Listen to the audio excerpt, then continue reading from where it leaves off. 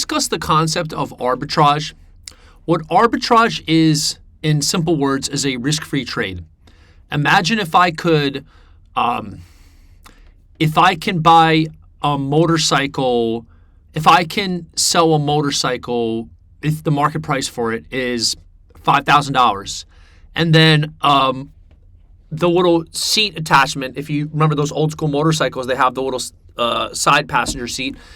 If that side passenger seat costs $1,000, but if the motorcycle with the passenger seat is selling for $7,000, so if just the motorcycle is $5,000 and just the seat is $1,000, if I combine them together and sell it for $7,000, that would be an example of arbitrage, right? So essentially, if you could figure out if one security is selling in one market for one price and selling in a different market for another price, you could take advantage.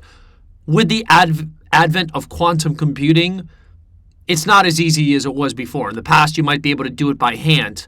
Doesn't really happen like that. Now it's just computers and high-frequency traders take that over very fast. One easy example of this would be just the concept of convertible bonds.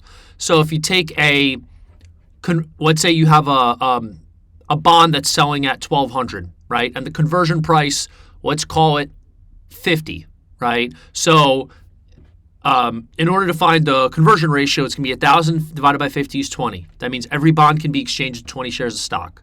Now, if the convertible bond is selling for $1,200, what if the stock is selling for $70, right? That means that you can take the bond, you can convert it to stock with essentially a cost basis of $60, and then you could sell it for $70, and you could make $10 per share. That would be a prime example of arbitrage. Obviously, it doesn't really happen like that in real life now. It's just done by computers. And then the opposite way around would be, let's say if the price was if the price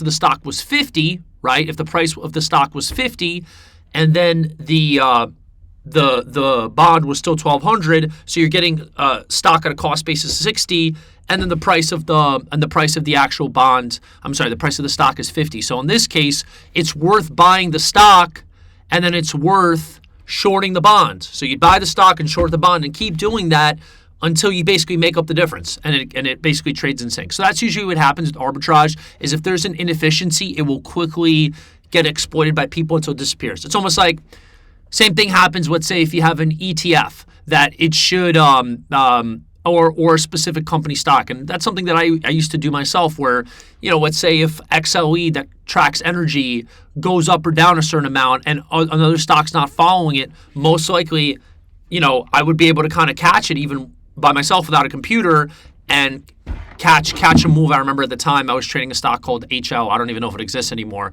So I'd buy HL. If XLE is moving up moving up really fast and HL is not moving, you buy HL and then it's probably going to move with it. So that would be sort of not exactly like arbitrage, but it's very much like pair trading.